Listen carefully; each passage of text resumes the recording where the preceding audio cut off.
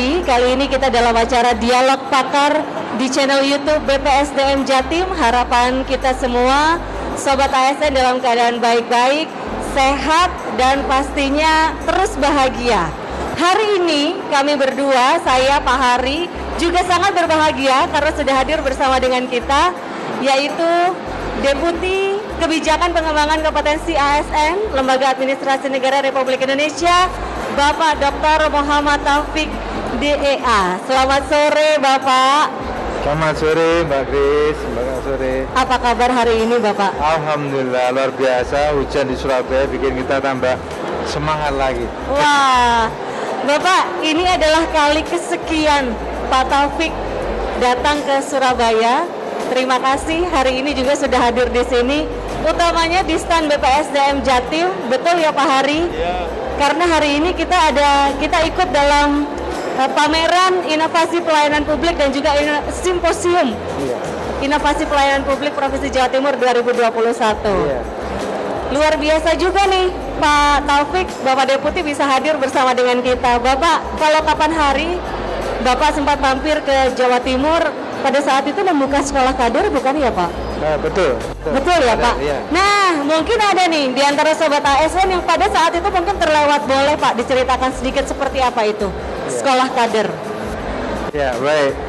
Mungkin ini hal yang baru ya. Sekolah kader ini di peraturan yang ada mengatur bahwa sekolah kader adalah pengembangan kompetensi dengan percepatan karir untuk menduduki jabatan administrator. Nah, jadi ini kalau administrator ini normalnya 16 tahun bisa kemudian dicapai hanya dalam waktu maksimal 4 tahun. Nah, jadi ini sasarannya adalah milenial. Mengapa milenial? Karena memang kita ini secara demografi untuk ASN semakin banyak, tetapi secara jumlahnya masih banyak didominasi 50 tahun ke atas.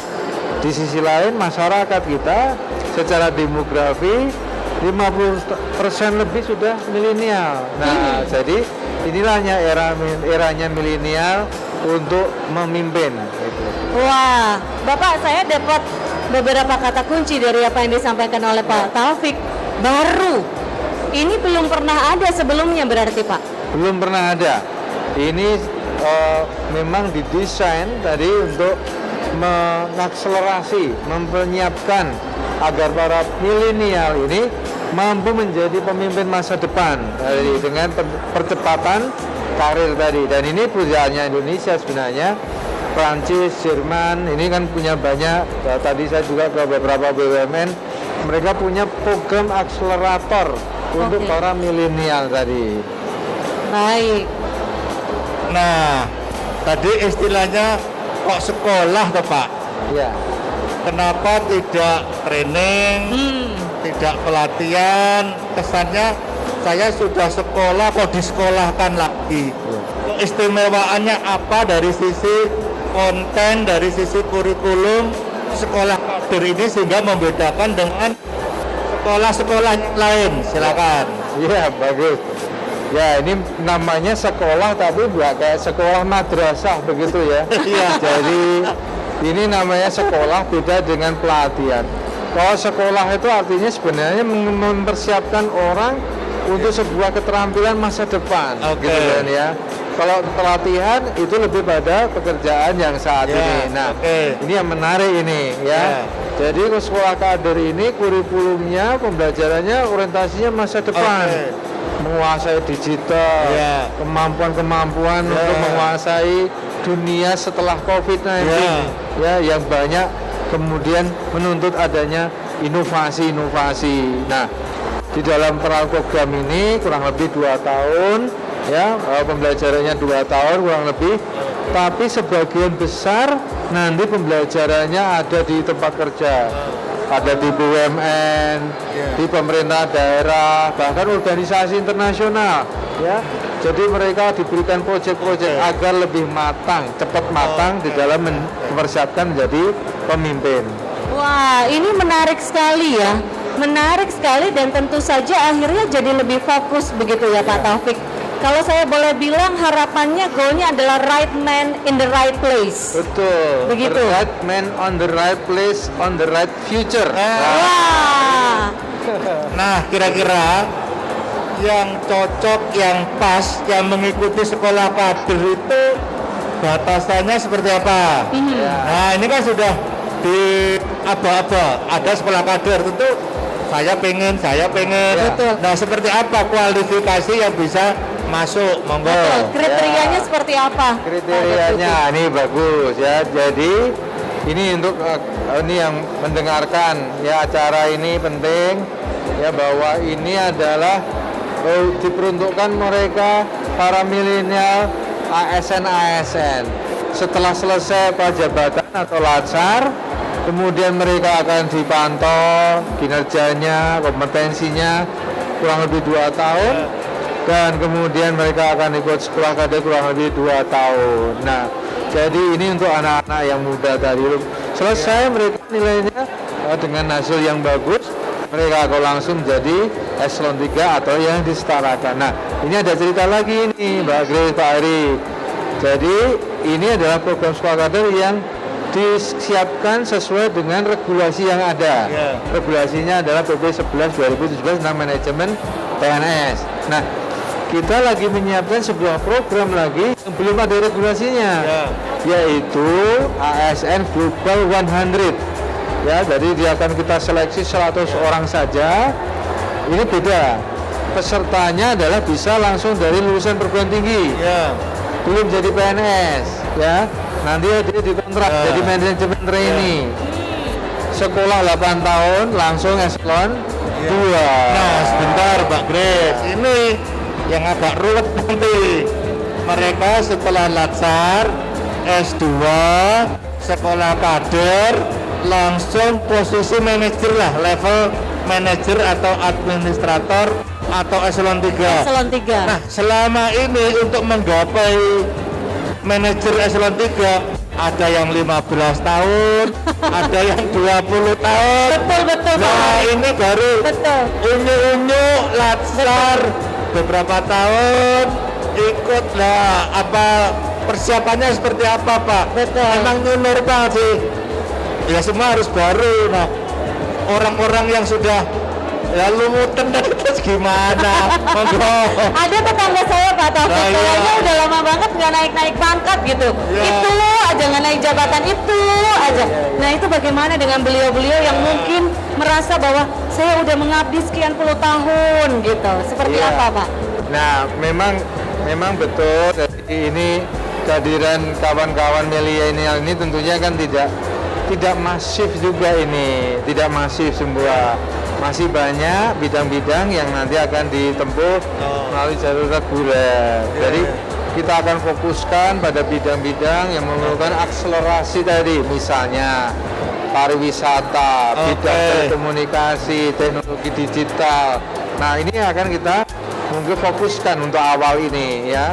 Nah, yang kedua, memang ini juga kita karena ke depan ini kita sistemnya juga kompetisi sekaligus kolaborasi ya. Jadi pemimpin ini milenial juga kita siapkan mampu bekerja dalam lingkungan antar generasi, menghormati orang tua dan sebagainya. Tidak boleh. Jadi nggak ada lagi yang namanya komunikasi lintas gap itu ya. Nah, itu Itu dia yang akan kata kuncinya. dihancurkan begitu ya. Betul. Ini ke depan seperti itu. Ya, kalau seperti saya Pak Ari ini kan sudah bukan milenial lagi. Jadul. Kolonial tapi jiwanya tetap milenial. Tetap milenial Yang jiwanya. penting gaul semuanya gitu. Jadi Pak Grace, tidak semua digusur dengan sekolah kader, hanya untuk pos-pos tertentu yang memang relevan dengan kebutuhan adanya sekolah kader. Jadi tenang saja teman-teman ASN yang sudah mengabdi belasan tahun, dengan adanya program sekolah kader ini tidak masuk langsung diganti, tapi bertahap untuk bidang-bidang tertentu. Nah, sekarang siapa yang menyelenggarakan sekolah kader itu Pak?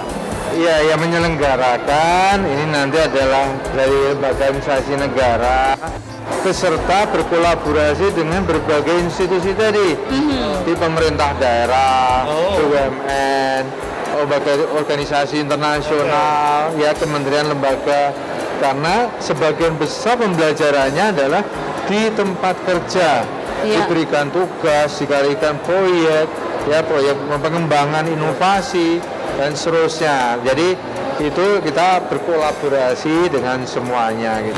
Pak Taufik, ini kalau saya nggak salah nih, yang pertama ini pilot projectnya di Jawa Timur ya Pak?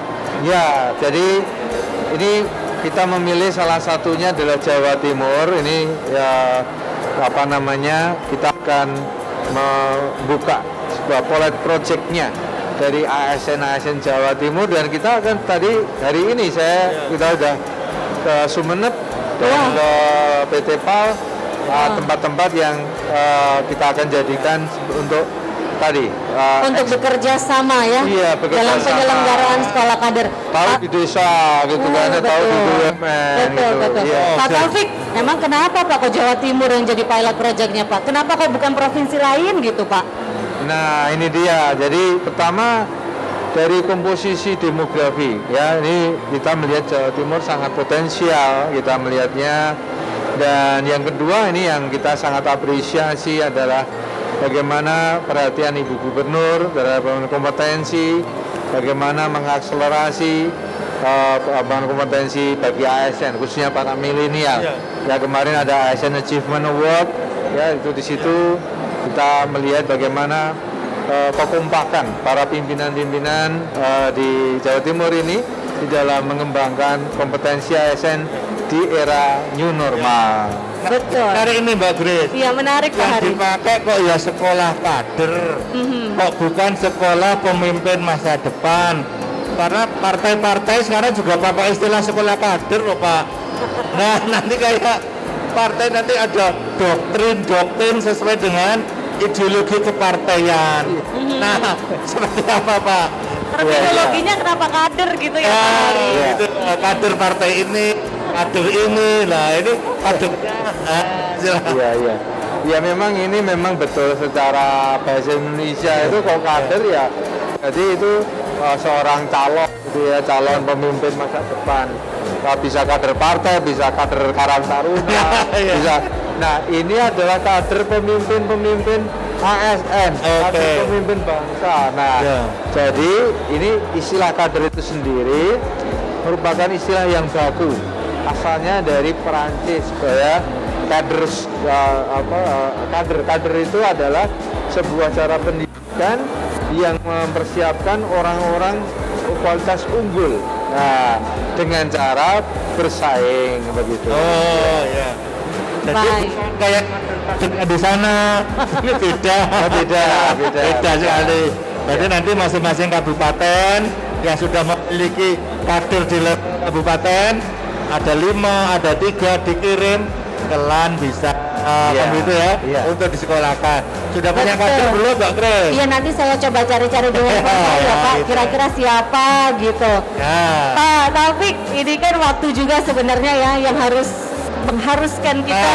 Sebelum diakhiri Mbak Grace, gimana Pak? Kita ada kuis. Oh ada kuis.